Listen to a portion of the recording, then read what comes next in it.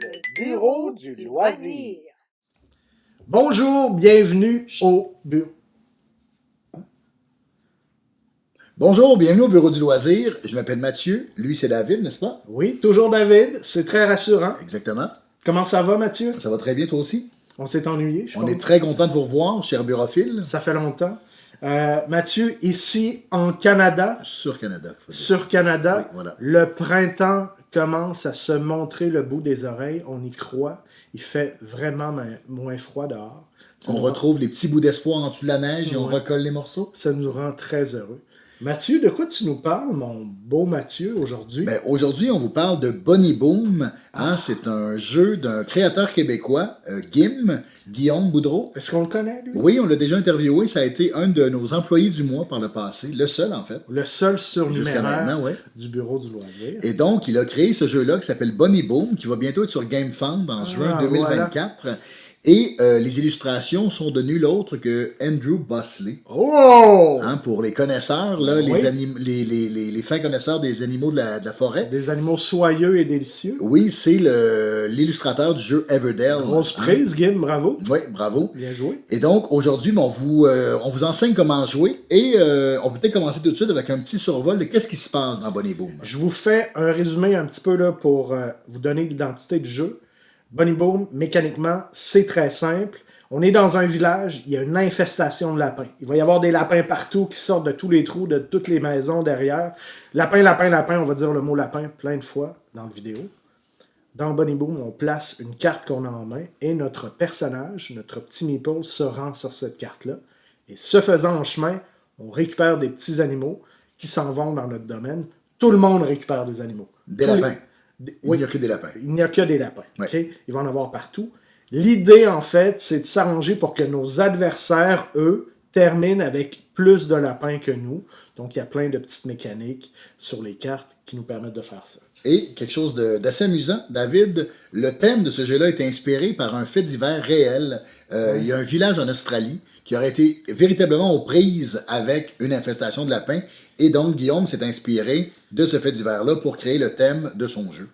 Mathieu, peut-être que tu peux nous montrer une petite mise en place du jeu? OK. On fait ça? On fait ça.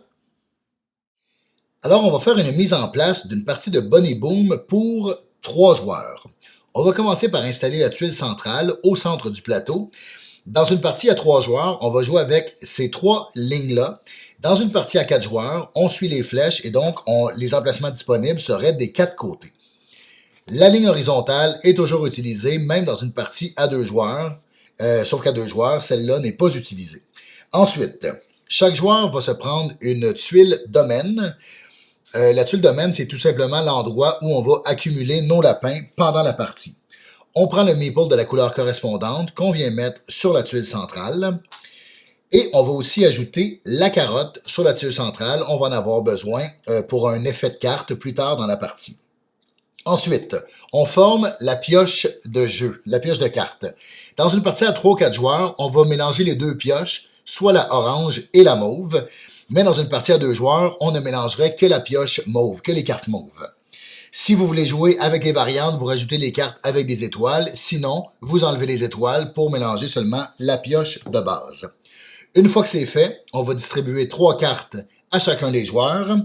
Et ensuite de ça, on va former la rivière en retournant 3 cartes ici, en haut. Ça aussi, on va en avoir besoin plus tard pendant la partie. Ensuite, on compose aussi la banque de Monsieur Lapin ici. On a des lapins de différentes valeurs. On a des lapins de valeur 10, 5 et des lapins de valeur 1. On va distribuer un lapin de valeur 1 à chacun des joueurs. Et le dernier joueur à avoir mangé une carotte est nommé premier joueur. Avant de vous expliquer comment fonctionne un tour de jeu, David, est-ce que tu veux nous montrer l'anatomie d'une carte, s'il te plaît? Avec plaisir, Mathieu. J'ai choisi des petites cartes ici. Je vous explique un peu les symboles. Ça va nous permettre de commencer à comprendre comment le jeu fonctionne. Alors, voici. Je vais vous présenter ici un peu l'anatomie des cartes de Bunny Boom. La première chose qu'on remarque ici dans le coin, c'est la famille de la carte. Soit une goutte d'eau, soit une feuille, une lune. Ça, c'est quelque chose qui prend toute son importance dans la deuxième phase du jeu. Ensuite, il y a des effets de pause. On va revenir sur celui-là en particulier. L'effet de pause, c'est un effet qu'on applique au moment où on place cette carte-là sur le plateau de jeu. Par exemple, ici, il y a un lapin avec un signe négatif. Ça veut dire qu'on va se débarrasser de certains lapins dans notre domaine pour les envoyer vers les adversaires. Il y a aussi des effets de passage, on les voit ici. Dans Bunny Boom, on est constamment en train de se déplacer. Les villageois bougent dans le village, marchent d'un côté à l'autre. Et ce faisant, ils traversent des cartes et ils accumulent des lapins. C'est ce qu'on appelle l'effet de passage. Ici, c'est un lapin de plus. Ici, c'est 2 lapins de plus. Attention, par contre, on n'applique pas l'effet de passage de la carte sur laquelle on arrive, notre destination, non plus sur la carte qui était notre carte de départ. L'autre icône qu'on remarque ici, c'est le chiffre dans le coin. Ça aussi, ça a à voir avec la deuxième phase de jeu. On revient là-dessus un petit peu plus tard. Finalement, j'attire votre attention sur le petit icône ici, les petites vagues qui accompagnent l'effet de pause. Ça, c'est un effet de rivière. Dans la rivière, il va y avoir des cartes comme celle-ci qui ont en plus au centre un effet de rivière. Parmi ces cartes-là, donc au moment de la pause de celle-ci, on va choisir parmi les cartes qui ont des effets de rivière, celles qu'on veut utiliser. Ces effets de rivière-là ont généralement à voir avec la gestion de la main, avec la gestion des cartes. Par exemple, échanger une carte avec un adversaire ou échanger une carte de sa main avec une de la pioche. À l'aveugle, des fois on les voit. C'est du management de cartes. Donc ça ressemble un peu à ça, l'anatomie des cartes de Bunny Boom. Alors, merci David, c'était frais et limpide. Alors, comment fonctionne un tour de jeu de Bunny Boom? On regarde ça. Alors, le premier joueur va choisir une des 3 cartes qu'il a en main et va venir la déposer sur le plateau. Le choix qu'il a en début de partie, c'est les 3 emplacements qui sont adjacents à la tuile centrale. Il doit obligatoirement le déposer sur un de ces 3 endroits-là parce que je vous rappelle, à 3 joueurs, on ne joue pas avec la ligne qui est ici en bas. Après avoir déposé sa carte, il va activer l'effet de pause. Dans ce cas-ci, c'est qu'il va se débarrasser de 1 lapin par joueur adverse, donc va donner ses lapins pour que les autres se retrouvent avec le problème. En début de partie, comme ça, il a seulement 1 lapin, c'est le joueur mauve qui joue, et décide de le donner au joueur rouge ici. Ensuite de ça, il va déplacer son petit meeple sur la carte et il va repiocher une carte pour toujours avoir 3 cartes en main. Il a 2 choix. Quand il pioche une nouvelle carte, c'est soit qu'il va choisir une des cartes qui sont ici dans la rivière ou sinon, il va choisir la carte face cachée qui est sur le dessus de la pioche. Ensuite, c'est au joueur numéro 2 de jouer. À ce moment-là, au début de son tour à lui, il va avoir plusieurs choix pour placer sa carte. Il peut encore prendre les 2 emplacements qui sont adjacents à la tuile centrale. Ou sinon, il peut venir la déposer sur l'espace qui est adjacent à une carte qui a déjà été jouée par un autre joueur. À ce moment-ci, il va activer son effet de pause. Cet effet-là lui permet de sauter par-dessus une carte pour s'en venir directement sur sa carte à lui. En fait, ça lui permet de sauter un espace. Pourquoi il veut sauter un espace? Parce que s'il s'est arrêté sur la carte ici, comme on vous l'a expliqué précédemment, ben, il aurait ramassé 2 lapins de plus et ne veut pas ça, donc va s'en aller directement sur la carte. Ensuite de ça, lui aussi va... Ah, j'oubliais, il y a un petit effet de rivière ici, le petit icône qui est là. Ça veut donc dire qu'il va activer une des cartes ici pour son effet de rivière. Une fois que ça sera fait, on va défausser la carte et la remplacer par une nouvelle. Et ensuite de ça, va lui aussi refaire sa main à 3 cartes. Ensuite, c'est au joueur numéro 3 de jouer. Décide de venir mettre une carte ici. Et là, il va activer son effet de pause qui est la carotte. La carotte, ça mérite un petit peu de précision. Ce qu'on va faire, c'est qu'il va donner la carotte au joueur de son choix, décide de la donner au joueur mauve ici et déplace le joueur mauve sur la carte immédiatement. La carotte, qu'est-ce que ça fait? C'est qu'en fin de partie, celui qui l'a dans son domaine, ça va rajouter 4 lapins à son total. Et donc, va lui aussi se déplacer sur la carte qui vient de poser. Ensuite, il va refaire sa main aussi à 3 cartes. Donc, toute la stratégie du jeu est là. Qu'est-ce qu'on place où et qui on fait déplacer aussi. Soit qu'on se déplace, est-ce qu'on saute par-dessus les tuiles, est-ce qu'on décide au contraire d'activer les effets de passage, de ramasser des lapins parce qu'on sait qu'on va pouvoir s'en débarrasser plus tard. La stratégie est où on pose notre carte et qui on déplace. Voilà comment on joue à Bunny Boom. on trouvait qu'il était important de vous parler de l'effet Bunny Boom. En fait, cet effet-là, quand on va jouer une carte Bunny Boom, on ne va pas l'appliquer tout de suite. Contrairement aux autres cartes, on va d'abord déplacer notre meeple sur la carte et on va appliquer l'effet Bunny Boom qui est de rajouter un lapin sur toutes les cartes présentes sur le plateau de jeu, à part la tuile centrale. Et à partir de ce moment-là, quand on va se déplacer sur une tuile qui a un lapin, on va le prendre immédiatement, en plus d'appliquer des effets de passage. Donc, plus on joue de cartes Bunny Boom, plus il y a de lapins, et plus la partie avance, plus les lapins sont partout sur le plateau de jeu. Oh! Mathieu, il y a des lapins partout, il y a des lapins partout! Maintenant, on passe à l'explication de la phase 2 du jeu, la phase où les familles des cartes et les petites valeurs dans le coin en haut à droite prenaient toute leur importance. Mathieu? La phase 2 de Bunny Boom va s'activer à partir du moment où tous les emplacements disponibles vont avoir été recouverts par des cartes.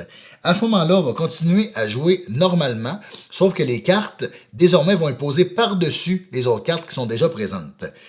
Il y a deux cas de figure ici. S'il y avait un lapin sur la carte, comme on vient de voir là, on fait tout simplement rajouter le lapin par-dessus la carte qu'on vient de jouer.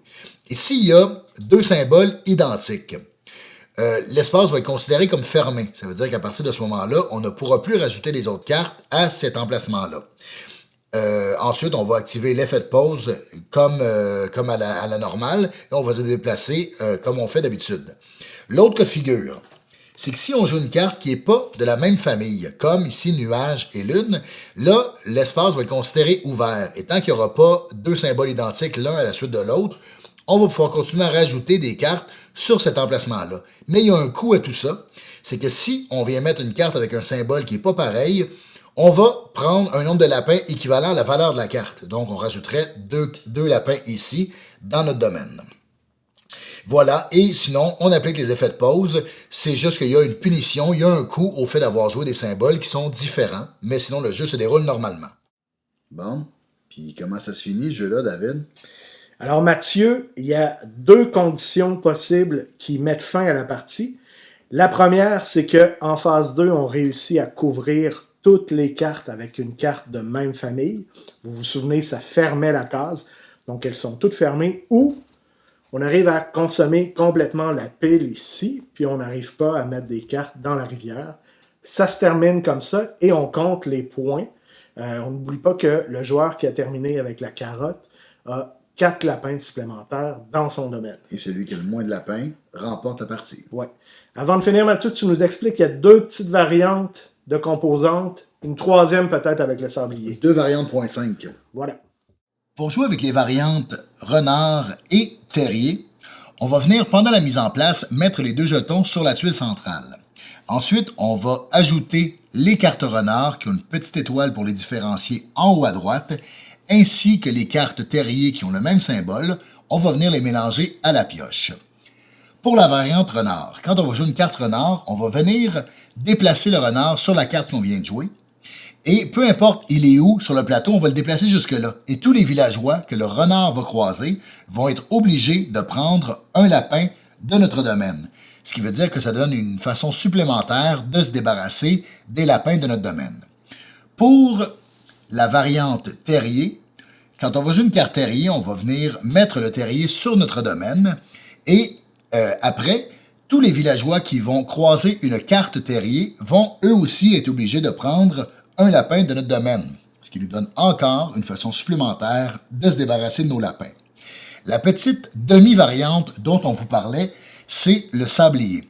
Le sablier va nous donner une façon plus rapide de jouer. Donc, quand c'est à notre tour de choisir une carte, on va retourner le sablier et on va devoir choisir et placer notre carte sur le plateau de jeu dans le temps imparti qui est de 15 secondes. Alors voilà, c'était notre courte présentation de Bunny Boom, un jeu que vous pouvez socio-financer à partir de juin 2024 sur GameFund. C'est un jeu pour 2 à 4 joueurs d'une durée de 45 minutes et pour des joueurs de 12 ans et plus. Oui. C'est pas très compliqué, mais on dirait que c'est la nature un peu take that qui fait monter un petit peu l'âge. Tu Tout à fait. C'est sérieux. C'est très vilain. Ça peut devenir très, très vilain, ce jeu-là. Voilà. Alors, longue vie au lapin. Merci beaucoup, Mathieu. Merci à toi, David. À la prochaine. Soyez prudents, burophiles.